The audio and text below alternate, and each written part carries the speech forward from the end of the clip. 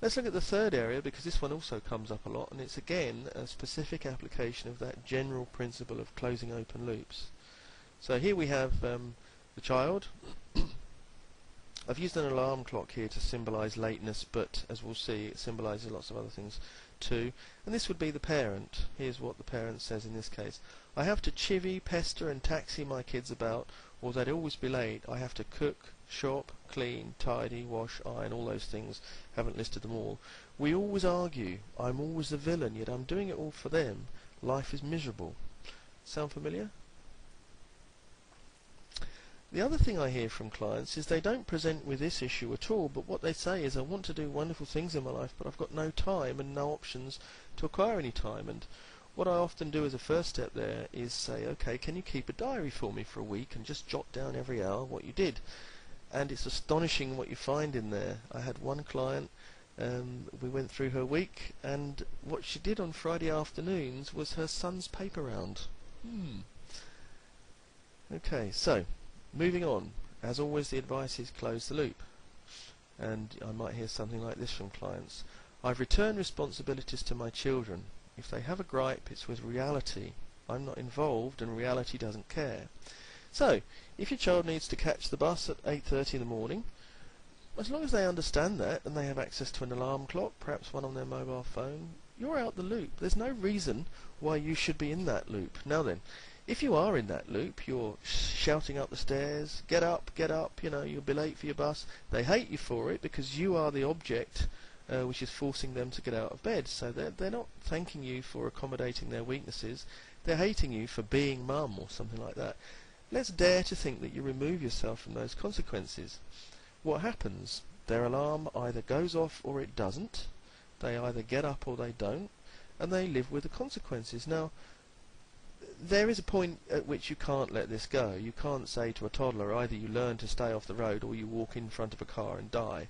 We're not talking about unsafe delegation here. We're talking about safe delegation. So any child over the age, I would say, of 8 can be, or actually even earlier than that, can be told that it's their job to get up by a certain time, and within certain limits you can afford to let them live the consequences of their own poor decisions.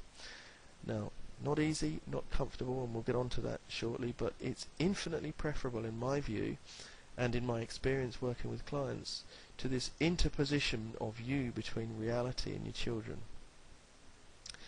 They appreciate what growing up is all about when this loop is closed. It's far better that they learn about the real world from the age of 6 onwards than at 20 when they're at university. They learn quicker and happier, and less of their lives have been dumped in sulky misery. So if you learn that it's your responsibility to set the alarm clock and to get up when it goes off, or things get nasty, if you learn that at the age of 6, you are a very much finer human being, and you'll have a happier life and be more popular than someone who doesn't learn that until they're 20. Now, you know, in some theoretical universe, you'd never want to learn that. There would be no alarm clocks. You'd never get up. Perhaps, or would you? I think in order to make progress in life, these kinds of prices have to be paid, and the sooner we learn that, the better. Another benefit you get: we don't argue. I don't push. They reap what they sow. I oversee. So again, the parent is overseeing this closed loop in which the child makes choices, they have consequences, and the consequences are visited back on the child who made the choices, and in that way they learn to make better choices. The parent's there to oversee things, to make sure that things stay safe and healthy, but the parent is not there to interpose themselves between the child and the consequences which their choices reap. So that's the principle.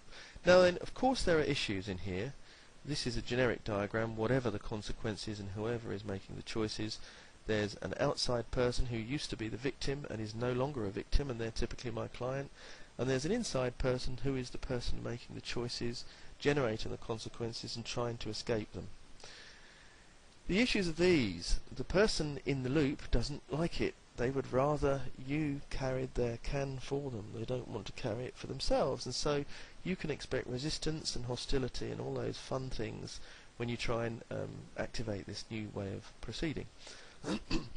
Things will also get worse rather than better at first, and this is often a reason people cite as why this can't possibly work. So in the working environment, you can expect that these failures you now let through will cause your boss to raise his eyebrows and wonder what on earth you've screwed up with. In the case of your partner, you might have more rows and not less initially. And in the case of your children, you'll probably see a good deal of hostility and vitriolic feedback for yourself from your children. That's normal.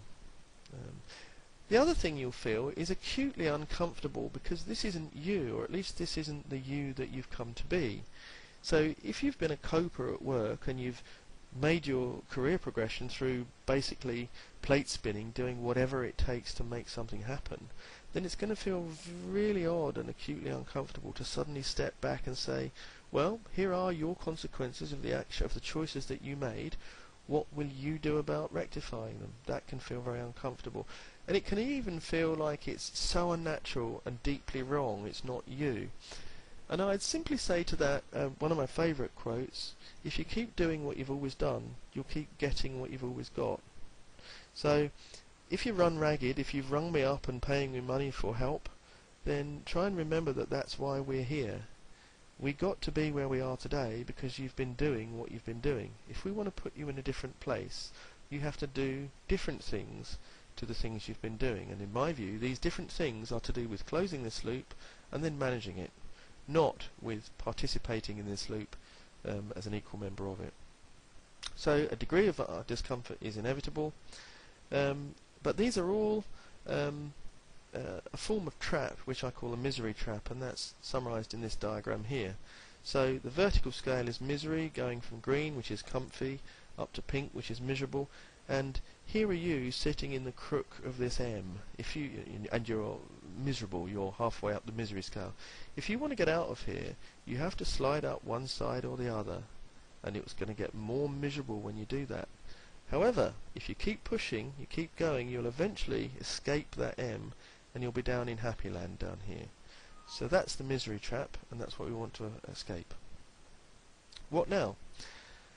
Look back into your life, find your open loops, be they in your parenting, your relationships with others, friends, husbands, and so on, or at work, and then close those loops. Do it with courage, do it intelligently, hire me to help you, of course. Hang on, keep doing it, despite the discomforts and the difficulties, and sooner or later you'll find yourself in a much happier place. You'll have untied the knots, you'll be where you wanted to be, and the space and happiness you free up are then available to deploy in fulfilling your potential in other areas. So have fun with it.